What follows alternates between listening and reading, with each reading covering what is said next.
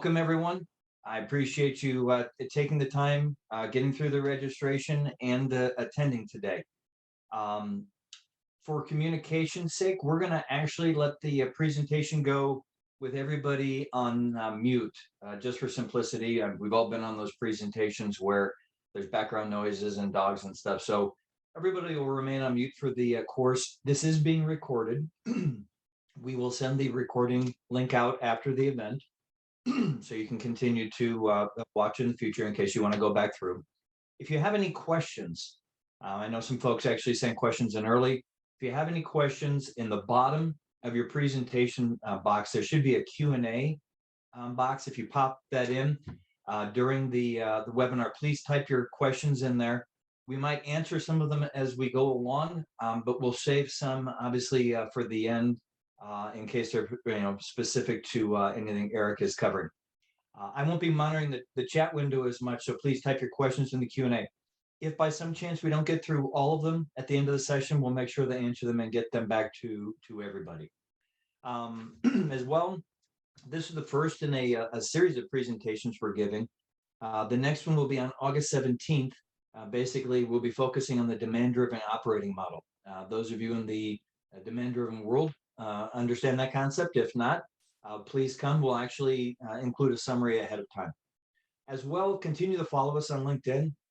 We put all of our events and series on there. We are always putting additional blog information, fantastic news and updates about customers, case studies, successes in the industry, not just about demand-driven and our Intuiflow product, but about demand-driven methodologies in general. We're obviously avid supporters of that.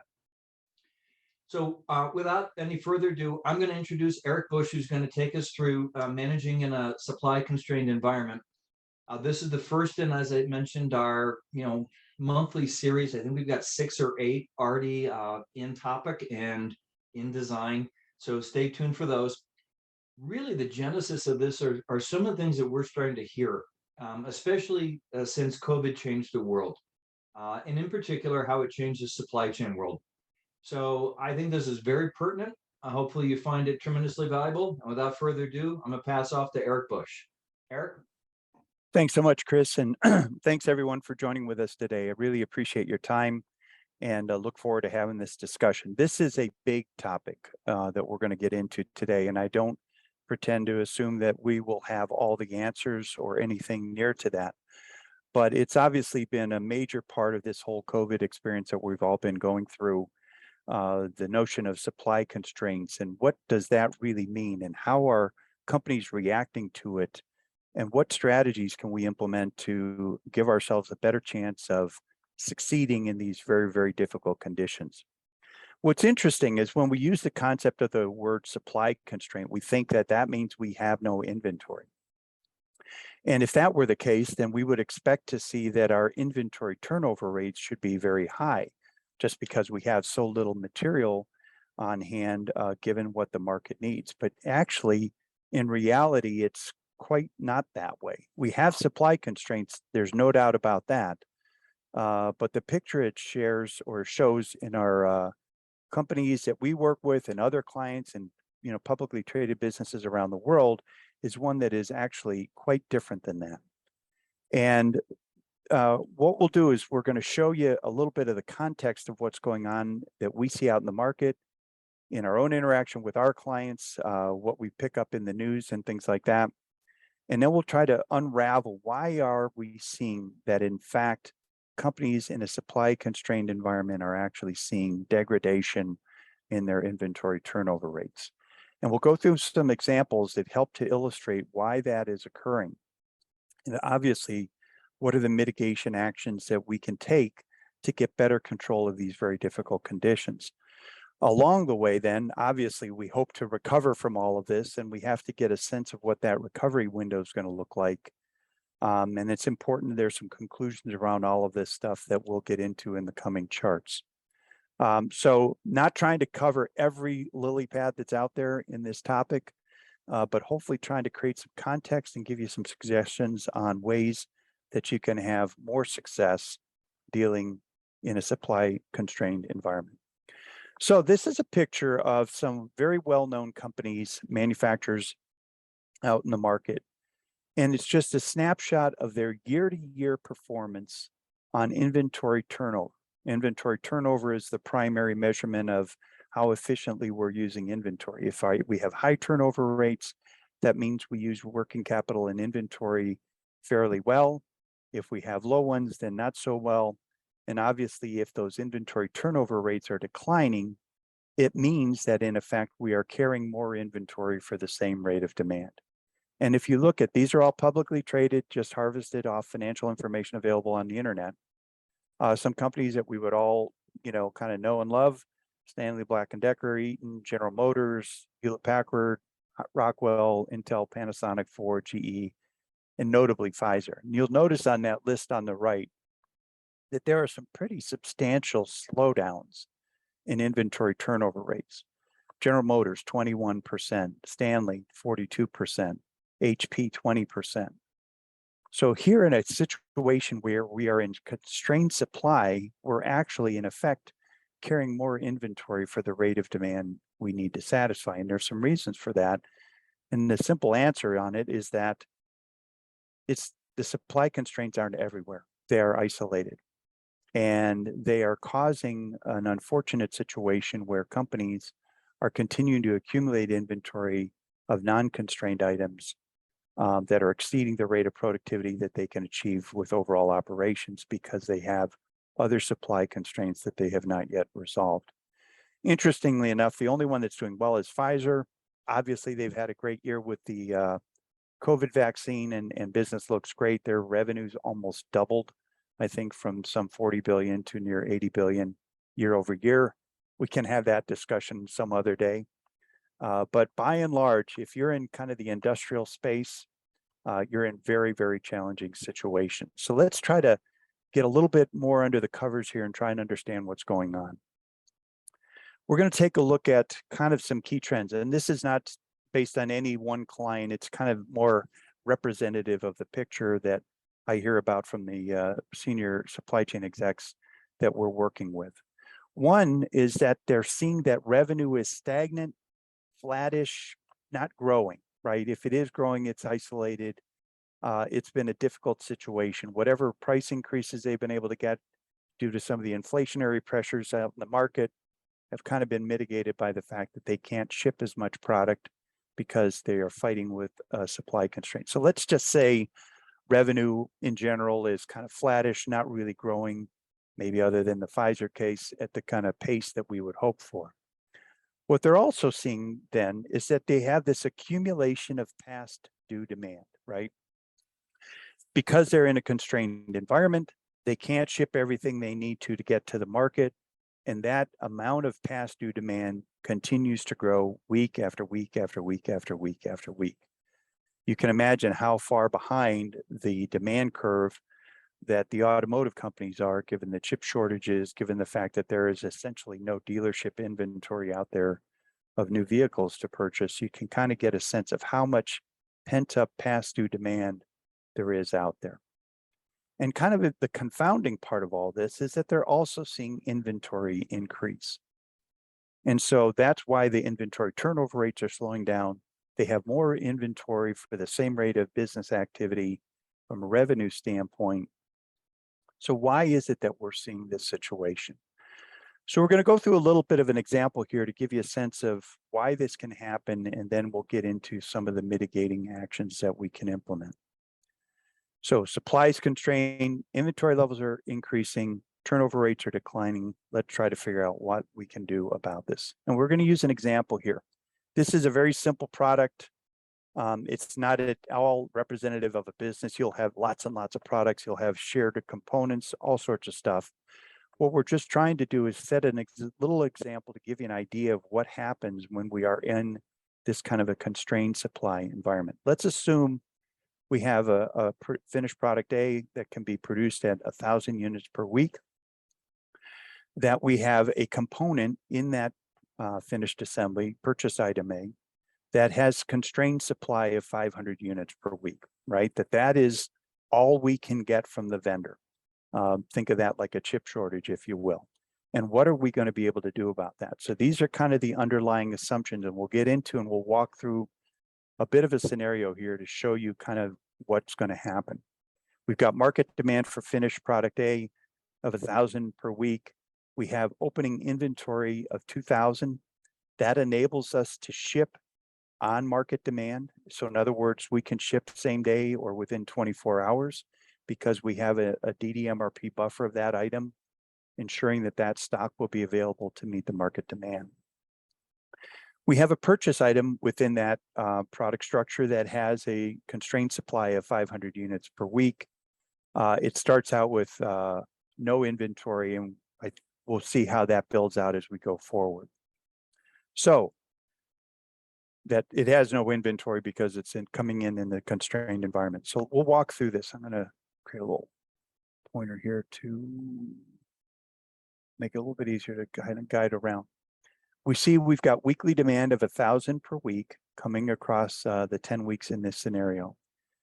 This is a constrained supply of 500 per week, so we're going to get 500 in, and we're going to start accumulating a back order demand. We have a need for 1,000. We had 0 on hand. We have a back order demand now to the supplier of 500 units because they haven't satisfied what we asked for. We have a production shortfall of 500 units, right? Because we had market demand for 1,000, production shortfall of 500. Now, because we had this stock buffer here of 2,000 units, we're still able to satisfy that demand. But we've drawn down our inventory of finished item A to 1,500, right? So now we have a backlog of demand for finished A of 500, which is the gap of our desired stocking level and what our on-hand inventory balance will be at the end of the first period. As we progress through each period, we see then our finished item inventory goes down, our backlog is going up. We finally, by week 4, I've run out of that buffer of stock that we had. And now our back order demand is up to 2,000, and that's going to continue accumulating. We're showing here until we've exhausted our inventory, we can still satisfy same day, right? We've got enough inventory to satisfy the market demand that's coming in. But once that happens and we exhaust that material, now we have to respond to the market by saying, well, this new demand, I can't give you a promise date earlier than 1 week later, right? Because that's the gap in supply I've got between my market demand and what I'm able to actually produce. The next week it goes to 2 weeks. The next week it goes to 3, and on and on and on, right? And so this has been one of the things that we've heard over and over again. Oh my gosh, our suppliers have extended their lead times. You know, it was 60 days and now all of a sudden it's, 180 days or some substantial reduction. What happened was that companies were trying to maintain that lead time commitment to their markets. But eventually this overaccumulation of past due demand overwhelmed them, and they finally had to bite the bullet and tell the market that, hey, we can't even come anywhere close to that. So we're going to extend our lead time so that we have more time to satisfy that demand. It's not like their procurement route necessarily changed. Probably there was constraints. It could be internal constraints because of labor problems they were having. It could have been raw material constraints that were causing this slowdown in the supply of this purchase item. Who knows what factors are out there? But the reality is that when this starts to accumulate, it has a massive impact on your lead time. And as we go through, you're also going to see what's going to happen in terms of how long it will take us to work our way out of this. Okay, so we've seen that the purchase item is our constraint. It is slowing down the rate of production because we've only got so much of that component to put into our finished item. That's creating a backlog of demand for the parent item, which is consequently then having us to increase our lead time, response time to the market to help set proper customer expectations. And we've all experienced this in one way or the other as we've gone through the pandemic. So now let's look at those other items in our bill of material. We had all these other items that had no constraints, and this exists in every business. There are items that are plentiful. We don't have to worry about getting enough. The way we see things happening is that clients are continuing through their inventory planning to try to respond and pace to the actual market demand that's out there. And so what ends up happening is that the purchasing of non-constrained items continues, and we start building up excess inventory. In this case, we started out with 1,000 units of inventory item B. We only produced 500 that week. So when we had a supply order for 1,000, because we're pacing to the demand signal for the finished product, we now have 1,500. And now we're going in the opposite direction, where now we are accumulating more and more and more inventory for this purchased item. And why is this happening? So many companies that we've talked to, the direction from senior management is, well, we're going to need them sometime, so let's go ahead and buy them, right? If we can get them, let's get them, because we don't want them to be a problem. And it comes to be a question of, is how far do we want to go down that path? There's a great story some of you may have heard of, that Ford continued producing their new Bronco models, even though they didn't have all the chips and components to actually complete them. They had production capacity available. They were going to go ahead and produce. That creates a big inventory of partially finished items out there, in their case, that ultimately will need to get sent out into the market and sold. And as this goes on, obviously, then you start to gain the risk of perhaps there will be some obsolescence, because now I've got all these items that I'm betting on that I need for finished item A. Well, what if the market shifts and now we no longer need that requirement, or the product configuration has to change, or there will be countless examples like that. And this is because what we see companies doing is they are not constraining through a master production schedule the purchase of other components. And I think there's some reasons for that we'll talk about here in a minute. But this is, if we go back to that first chart that showed why is inventory turnover rates declining, it's because there is an overaccumulation, mostly of non-finished items, that there is in response to a demand signal that's coming, that the market is building up. We've got that incredible wave of backorder demand we're trying to satisfy. We're planning against that, and yet it's resulting in us having a lot of inventory that we can't actually utilize just yet because of the other constraints that we're dealing with. So for the non-constrained item, it's going to continue to accumulate if not driven by a constrained demand signal. And if we can limit that demand of the unconstrained purchase items, we'll see a reduction in the inventory buildup. And this is a critical component. A lot of folks understand that through master production scheduling, you often have an option where you can do a constrained base plan. That's not a feature that's often utilized or always utilized. It's going to vary client by client by client. But it essentially says that we have to turn down the noise. We have to take this unconstrained demand signal and convert it into something we can manage, especially when it relates to those components that would otherwise accumulate a lot of inventory that we obviously may or may not need down the road. So some key questions that we want to be considering when we go through this. Now, I spent a lot of time in the TOC arena. I had the great privilege of working with Dr. Goldratt. Many of the demand-driven MRP concepts and DDOM concepts are based on principles that Goldratt promoted and really demonstrated were effective. If you've read the book, The Goal, you know that you have to identify the constraint, right? That resource typically within your four walls that is gating the production of the entire plant. And here the challenge is that that constraint is moving outside of our environment. It's moving into our supplier tier. But in the TOC doctrine, you identify the constraint, you then finitely schedule the constraint because that ensures you don't overload the constraint resource, and it's the limit of what it can produce anyway. Then you subordinate all the other activities to the pace that the constraint can achieve, right? Because if you don't, then you're going to introduce a lot of work in process, you're going to accumulate inventory, you're going to create a lot of other issues in the system that you don't want to be involved in. And so it's this concept of subordination that we want to really take advantage of here, because it can help us limit the rate of increase in inventories of non-constrained items. If we subordinate their demand signal to that which the constraint, and in this example, it's an external item that we're buying in, then we have a better chance of keeping those inventory levels under control. It's effectively like work in process, even though it's going to be purchase materials that we're over ordering. And then the final step in the process is elevate the performance of the constraint, right? Because it should be ultimately the absolute focus. If there are a few materials that are constraining your overall production rate and leading to that problem statement we looked at earlier in the deck here, then your entire focus should be on changing that paradigm.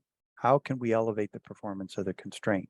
Can we do things to either supplement that supplier's capability with another vendor, move it internally, whatever? The more we can attack that problem and concentrate our energy on that, the more quickly we'll be able to alleviate this situation.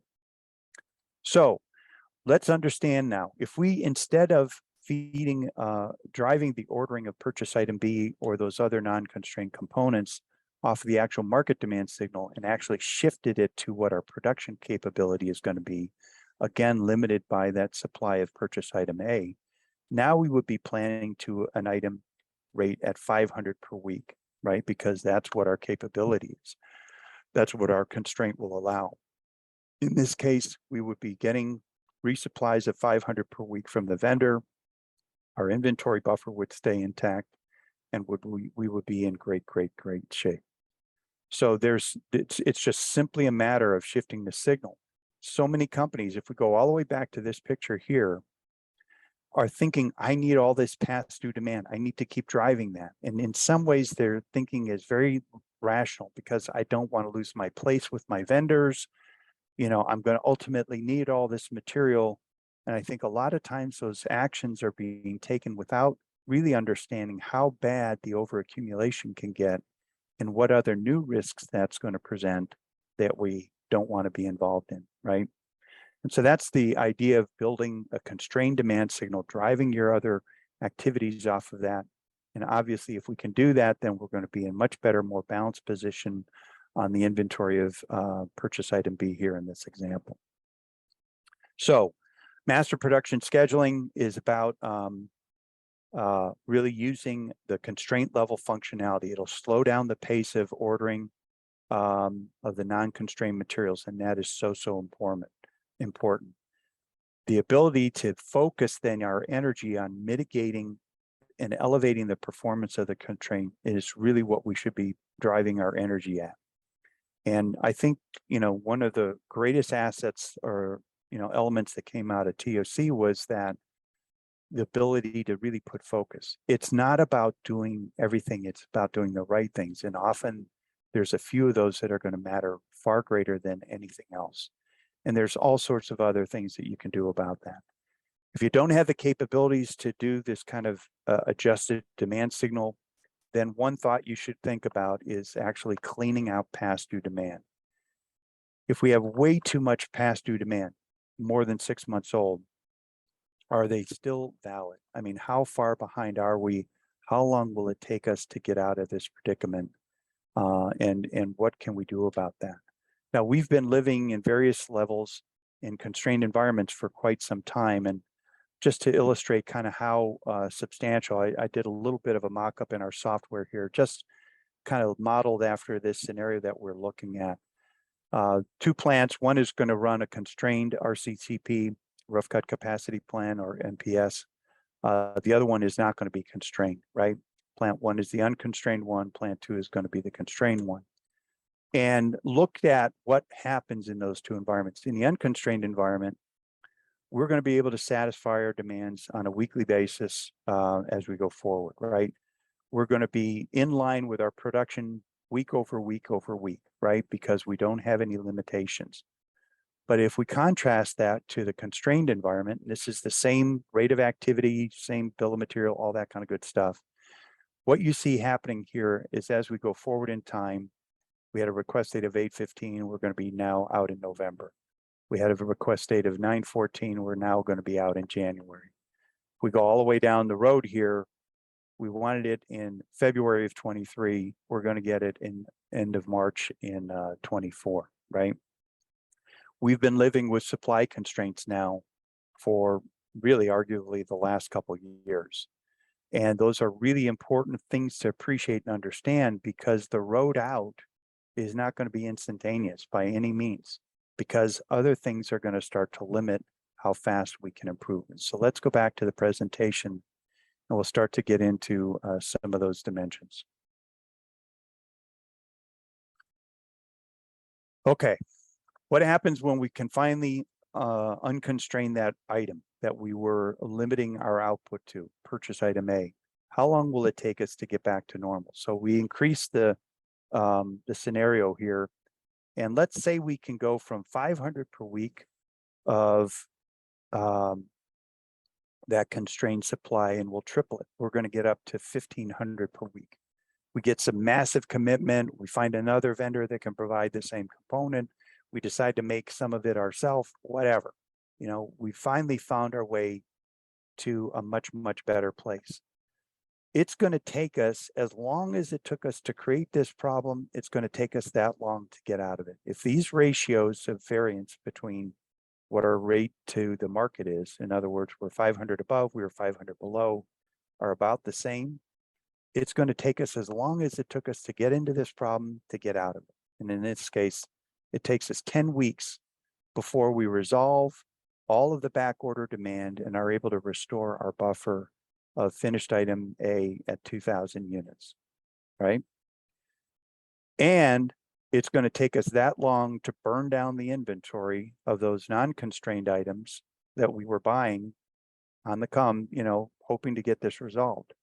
And so think about now, we've gone effectively, you know, on a very simplistic environment, almost half a year down the path. And when you look at the realities that we're dealing with in some of these markets, and that's why you'll hear people talking about this chip crisis being with us for a couple, 3 years, it is going to take a long, long time to get out of that. Obviously, by planning item B, the unconstrained ones, we can ratchet them up to the 1,500 per week, so they're going to maintain a level path going forward. But the key message I want to get across here is how long it's going to take to resolve these constraints. Very seldom where we see kind of this kind of an improvement, right? You don't have that much production capacity. Maybe you can add an extra half shift. Maybe you can add another production line if you make the capital investment and things like that. But it's going to take time. And so this is why I'm so strong about advocating that we really need to be prudent about using a constrained demand signal to drive the acquisition of other purchased items that are unconstrained, because we're going to build up a lot of inventory if we're not careful. And that could take us a long, long time to burn that off. And much of it, honestly, will end up in the obsolete pile, because the market will have shifted, things will have changed. You all know the story, that those problems will exist out there. So even with the 3x improvement, the recovery for that item is going to take us 10 weeks. It's, you know, I think a rule of thumb you can think about, if your shortfall in terms of your constraint was 30% below, unless you can get way beyond 30% above what your normal run rate was, it's going to take about as long as it took you to get into this problem to get back out of it. So think about those time horizons as you start analyzing this environment in your own situation. You know, that excess inventory is going to take a long time to burn out. So we didn't mention it here, but it took, you know, takes several weeks before we're actually able to get back to servicing the market in the desired kind of, you know, we're going to ship same day kind of environment. Okay, beware the risk of buying in excess of immediate need. I think there's a huge amount of excess inventory that's going to use up a lot of working capital, and think about the cash that's going into that inventory, and maybe it would be better deployed to addressing the constraint. Could we, for example, offer increased prices to our vendors if that would put us at a higher level of priority and maybe open up some more production capability? Would that extra capital allow us to maybe develop the internal capability to produce that item? Or will it help us buy it from another vendor that may be not as optimal, but has the capacity to get it to us on a more timely basis? We have to be very, very careful about obsolete inventory. There is so much opportunity to overrun this thing that you're going to have a lot of obsolete inventory, which then becomes a write down on your income statement, which is not a good thing. And then finally, you have to realize that there will be another constraint that will emerge, right? If all of a sudden we got that extra 500 over top of what the run rate was that we were looking for previously, the 1,000 per week, undoubtedly, I would expect either another purchase item is going to end up being a constraint, or our own production capacity is going to be limited, right? We've heard so much about labor shortages and other issues. So you really have to keep that in the context of what is the rate that we could recover at based on how much can we actually hope to improve from what we were at prior to the supply constraints emerging, and how quickly can we get out of that. There may be some benefits in deselecting certain products that you're making, or trimming the tail off of your product proliferation to help you gain more focus within the business as well, so that you've got a better chance of being successful. This is kind of the core of the issue here, and these are the kind of risks that we want you thinking about. Executives are going to be pushing, well, we need supply, we can't afford to let that turn into the constraint. And I agree with that strategy, but I think you really have to put some judgment on how far down that path you want to go, right? And so maybe you increase your stock buffers. What if we, on these constrained items, we increase our stock buffers so that we are more insulated, so that they don't become constraints down the road, right? Let's, instead of planning for an inventory of 1,000, let's plan for 3,000. That'll at least keep us getting up to the 6,000 we were at before, but we have some flexibility then once the initial constraint starts to alleviate itself, to be able to move forward in a more productive way. The floating constraint is a real thing. It's highly likely that you're going to run into this and that it will emerge. So you need to be thinking about that. Where used kind of reports that allow you to see your purchase items as an example, which components that they go into, so you kind of understand what other products may be impacted. Be vigilant about this, because the very high likelihood is that the constraint will move on you. And the better you can control that from happening through other mitigating actions on those other materials, making sure you've played defensively, but not too defensively, will give you a much more effective way of managing that going through. So I think we've seen that in the real world that in spite of there being a supply constrained environment, inventory levels are increasing, and that's causing those slowdowns in inventory turnover rates. I think you can see too that the use of a constrained master production schedule to drive the planning for the raw materials, purchased items, you name it, will help you achieve a more balanced level of inventory on those components that are non-constrained. Doing this, especially when the constraint has moved outside your organization, requires deep, deep collaboration with your vendors. The key aspect you should be after is, what can I achieve in terms of volume over a time period? It may be that they'll ship you once a month. What is the rate that you can translate out of that? Maybe it's, they'll give us 4,000 units a month or 3,000 units a month. Now we can convert that into a rate, and we can use that then to limit what our master production signal will send down to those lower level components.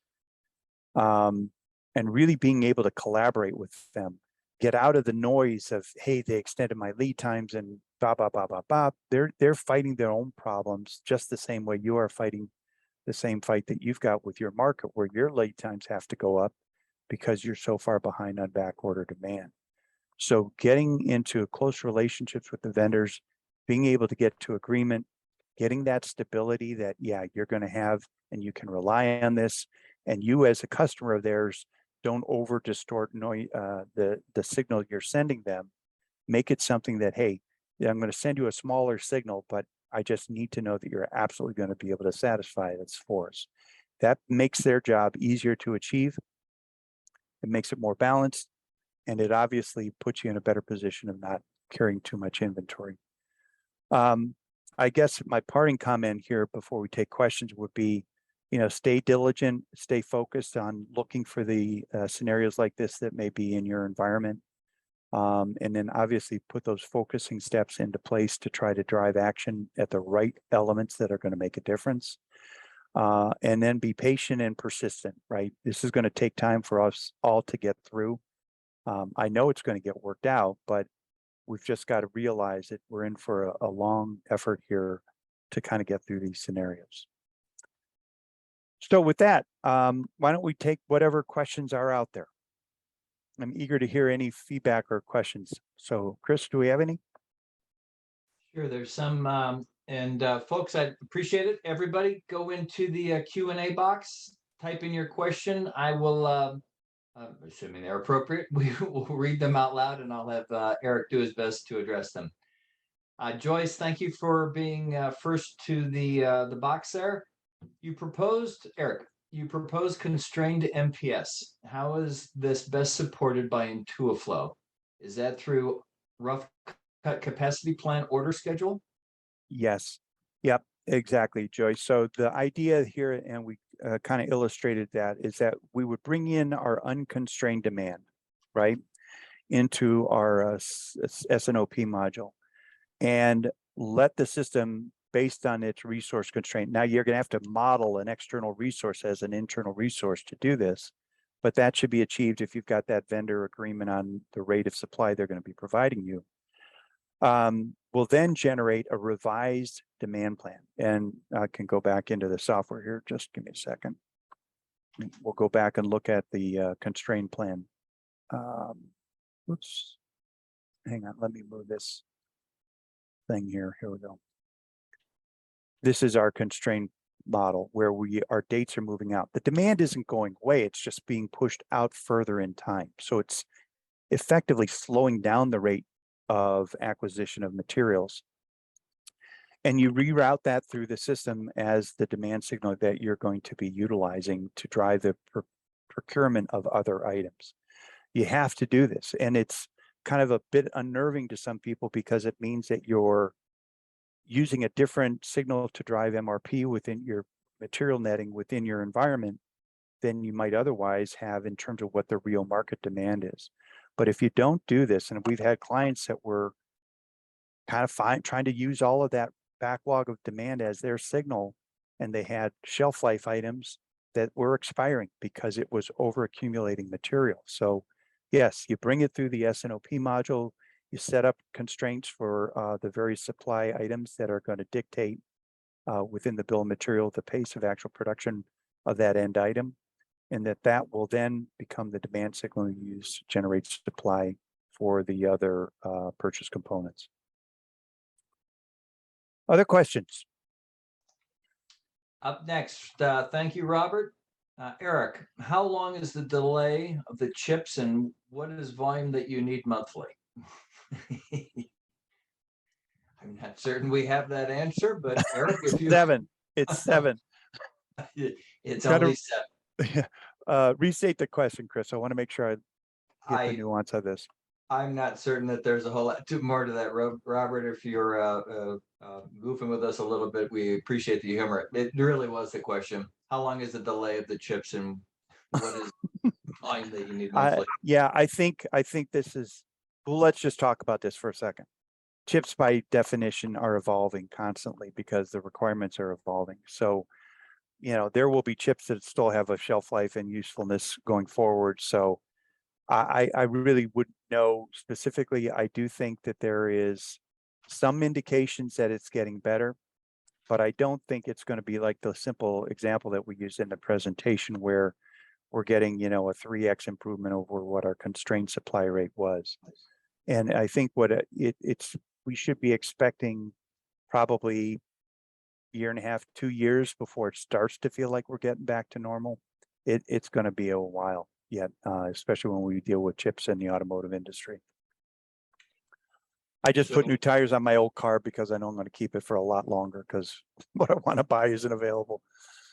Maintenance. Well, that still contributes to the market, though. You were buying tires. Yep. So, it kind of a preset one here.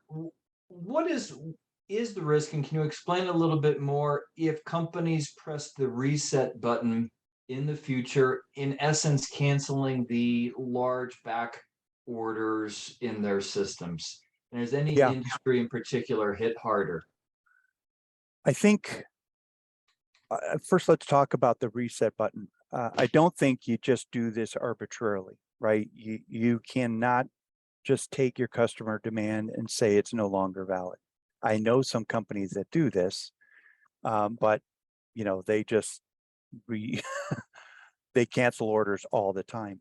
But I think you would really need to collaborate with your market to say, we don't think these orders are necessarily valid. Can we reset the register and kind of start afresh? You're not going to lose your place in line. You know, you need to create those reassurances and things like that. But getting that noise out of the system in a way helps really alleviate a good portion of the problem here. It requires collaboration. There will be a Pareto curve of orders, meaning that there will be a small percentage of the customers that you need to go have those questions or discussions with, but it will help sort a good bit of the backlog of demand that you're going to struggle to address. And, you know, the more collaborative you can be with your customers, the more creative you'll get in terms of finding other ways to sort the problem. I think the back half of that was, is any industry in particular hit? Does this impact, I guess, any industry more than others? Boy. It's pretty open. I think it could be anything food. Yeah, I would think shelf certainly life. in the chip business, people will have changed, right? Those cars that they were planning to build that they're behind on, you know, are going to change. They're going to have a different portfolio, so that may impact them. I certainly think automotive has been struggling with this. I don't see so much an impact. Interestingly, I did analysis there. I think we had HP in our initial view. It seems like those companies that were in kind of the consumer electronics space are doing okay. They're not seeing as much of a distortion. That may be reading into it a bit too deep, so I don't want to make any jump on that. But it would seem like those, maybe some industries like that have been more resilient. Obviously, pharma, totally different story, especially if you've been playing into those therapeutics that are dealing with the COVID pandemic. I think it would also matter, like the shelf life, technology life. Yep. They have done a good job local sourcing or multi-sourcing their critical materials, right? Yep. All right, excellent. What if we don't have or use an MPS? Sort of makes it harder to get If that. you don't have, let's say you don't have one, or you don't have the capability to do that, then I think you have to be very diligent about how much of that past due demand you actually retain in your system. That's the only other way you're going to get. And if you're using traditional MRP netting or even a DDMRP buffer, if you've got all that past due demand, it's still trying to satisfy that. So I think that that would be the first place I'd look, is to really clean out the cupboards of the past due demand and limit it to help alleviate the amount of buildup of the non-constrained items. And I would try to use that, you know, this whole idea of the run rate and how much we can improve. You know, if I've got a run rate of 500 a week and I've got a backlog demand of 6,000, right?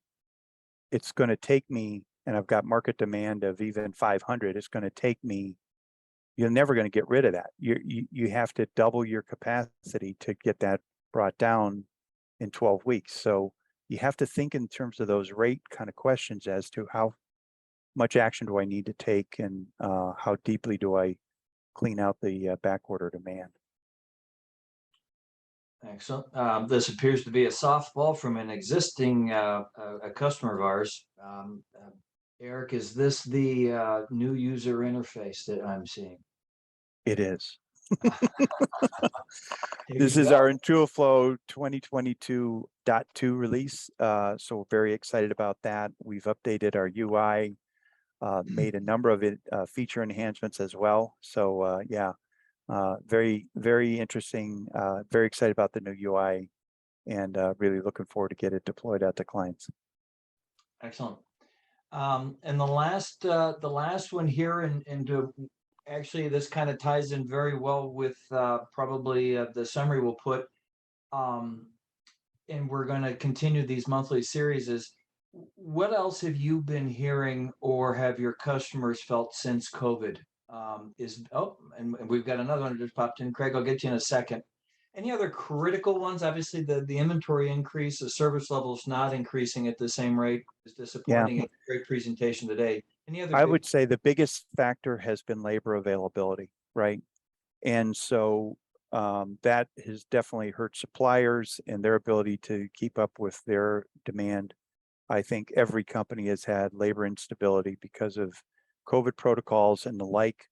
And, you know, the company's response to those, like, you know, if you've been tested positive, you can't come in until 15 days later or whatever. Those have really distorted that. So having labor as a constraint in your MPS, constrained MPS, is a very good idea if you can do that, because it'll help also address the limitation that you've got in terms of the workforce availability. I think it's a great one, and if I can piggyback on the labor, I think another one I see on the sales side to the community out there is the next generation of labor that you hire to actually be your planners and schedulers. I'm hearing are having a hard time using the older systems, the very complex spreadsheets, beautiful macros. I'm very impressed with what I see out there. But they're just not used to that sort of technology.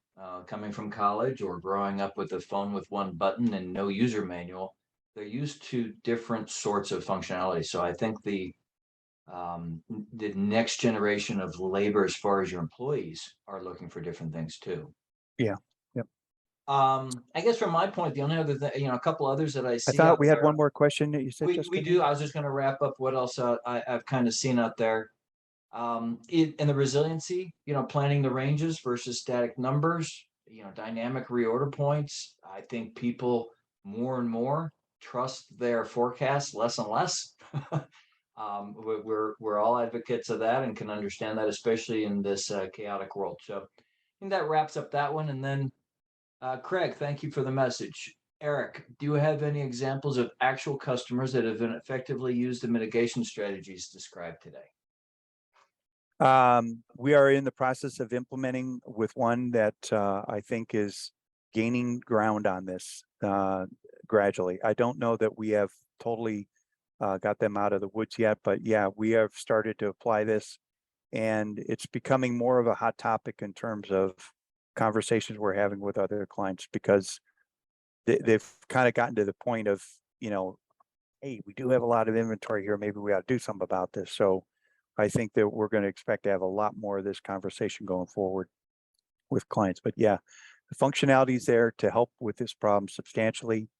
And I certainly think that it can be a very effective tool in the toolbox.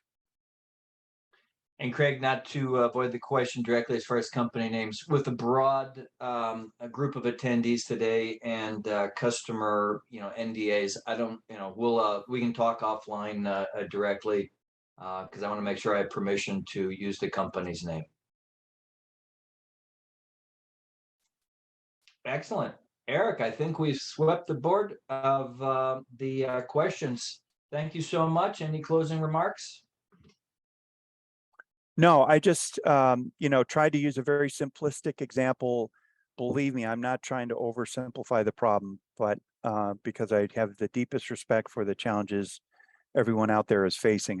This is real stuff. And I just tried to weave in some of that, kind of perspective that says, hey, there's a different way to kind of solve this problem. And if we can use constraint-based MPS, we can get to a better place. It's not perfect. It's not without its other risks, because that constraint is likely going to move somewhere else. But it does help alleviate some of the distortions that we're seeing, where inventory balances are increasing in a manner that is, I think, beyond where we should be tolerating. And so here's some tools and strategies to help you deal with that. So with that, I'm done. Wish everybody well. Chris, any closing comments from you? Just once again, if you came in late, this was recorded. We'll send out the conference link afterwards. Please, once again, follow us on LinkedIn and watch for our next session scheduled for August 17th, the demand-driven operating model, which will add some additional insight to some of the questions and comments that we heard about what we're hearing in the industry. Erik, thank you so much. I appreciate you taking the time with everyone today. Thanks, everybody. Thanks all. Thanks.